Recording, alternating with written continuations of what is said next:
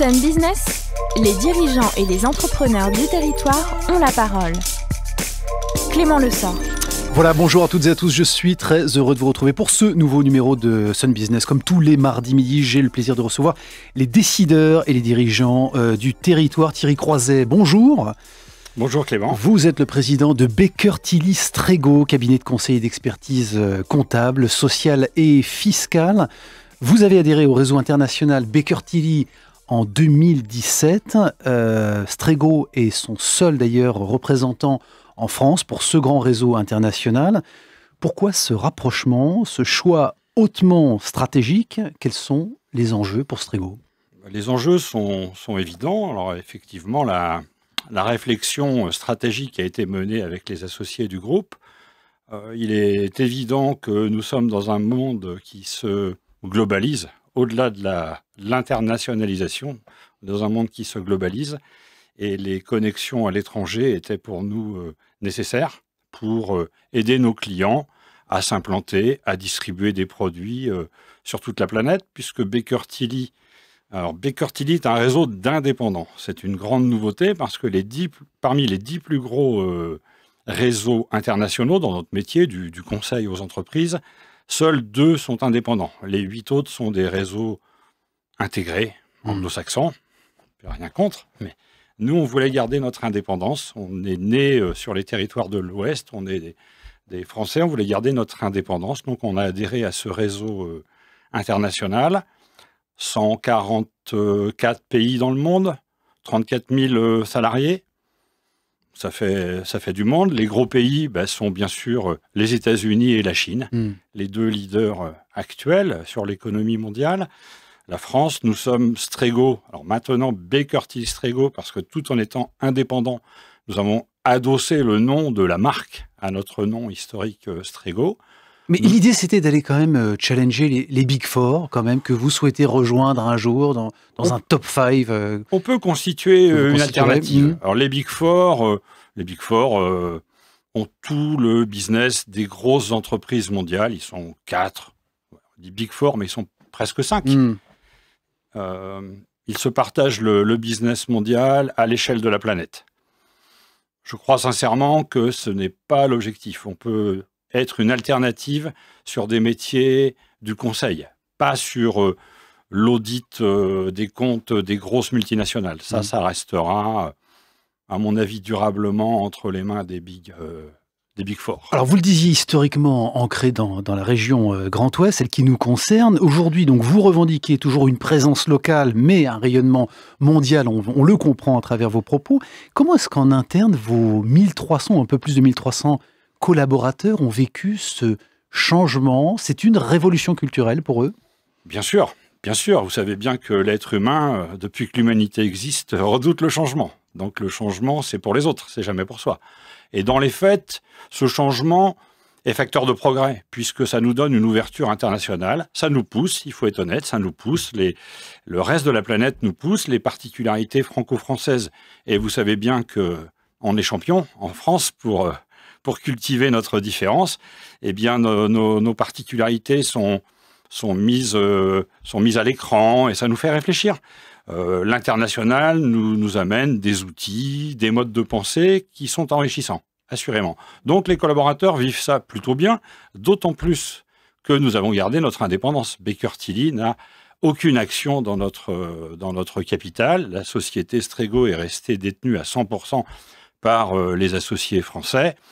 C'est une espèce de marque, de franchise, je dirais, qui est un gage de qualité, qui sert tous les clients, les petits, les moyens et les plus gros, puisque même les petites entreprises, voire les très petites entreprises, peuvent être amenées à avoir des connexions internationales. Donc pas d'appréhension légitime de la part des collaborateurs d'être dilués ou un jour de subir un plan de restructuration, par exemple? Pas du tout.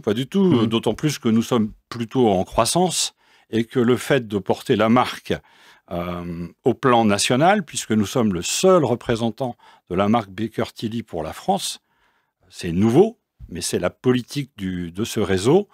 Donc ça ne peut que nous pousser à faire de la croissance territoriale, puisque vous le disiez, on est bien né sur les territoires des Pays de la Loire, forte implantation en Loire-Atlantique, notamment. Thierry Croiset, justement, vous parlez de croissance, ça veut dire recrutement derrière. Est-ce que vous avez du mal à attirer les talents aujourd'hui chez Strego ou Baker Tilly Strego? Bien sûr, et je pense sincèrement que la marque Baker Tilly va nous aider, puisqu'elle amène une dimension sécurisante, une dimension d'ouverture aussi à l'international. Alors bien sûr qu'on a des problèmes de recrutement, comme tout le monde dans les Pays de la Loire, quels que soient les métiers. Je crois que là, on est sur une zone très dynamique au plan économique, quels que soient les secteurs. Alors bien sûr que, comme tout le monde, on a des difficultés à embaucher. Mais ça veut dire quoi? Que les métiers de la comptabilité sont ringards, alors perçus ça, comme tels, en tout cas? Oui, clairement, les métiers souffrent d'une mauvaise image, à tort, parce que le comptable, aujourd'hui, est un conseil qui est en relation avec son client et qui est très, très éloigné de l'image de quelqu'un qui gratte des écritures dans des cases.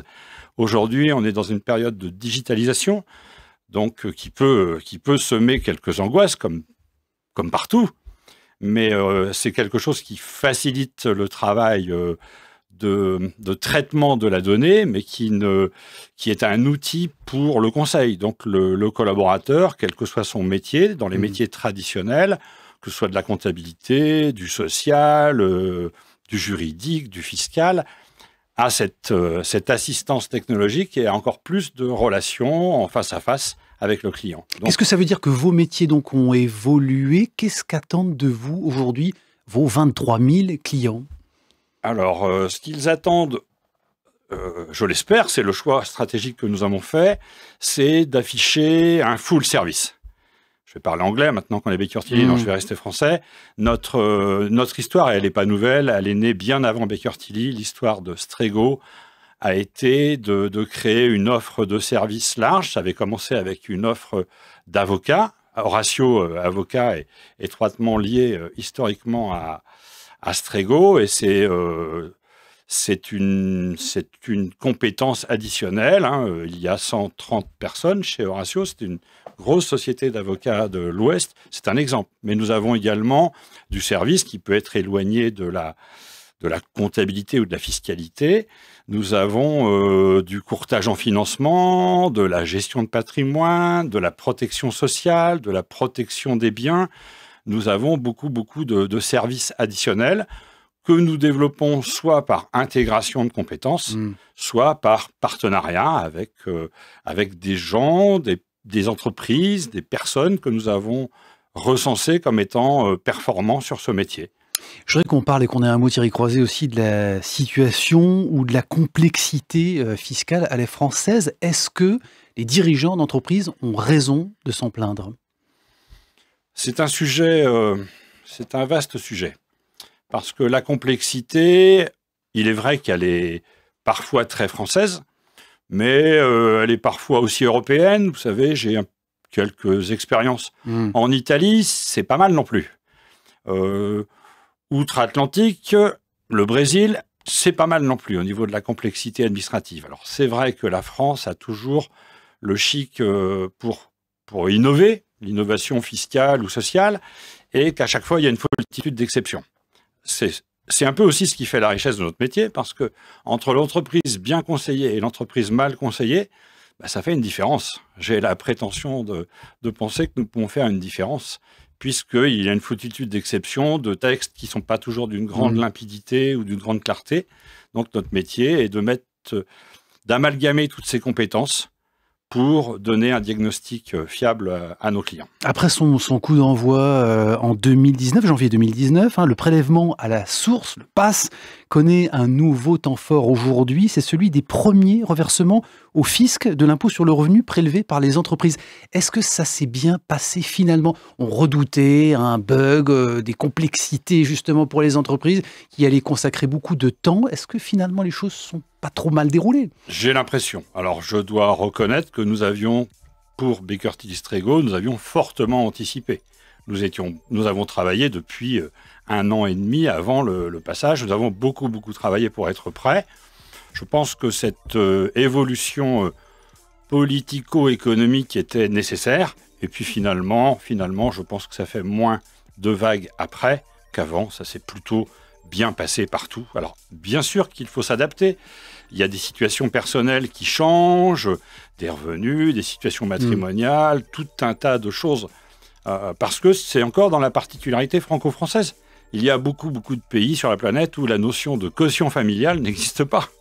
La tendance, pour terminer en quelques mots, de la vitalité économique, quels sont les indicateurs que vous sentez en étant évidemment au front, proche des entreprises? Qu'est-ce que vous sentez là pour les mois qui vont venir?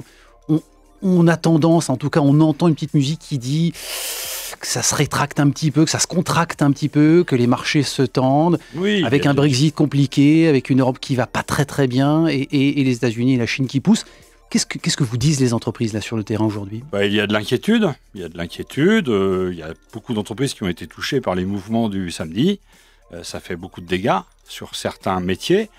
Mais globalement, l'économie, surtout sur l'ouest de la France, sur notre région, se porte bien. Alors bien sûr qu'il y a de l'inquiétude parce qu'il y a une crise politique, européenne certes, mais même peut-être au-delà.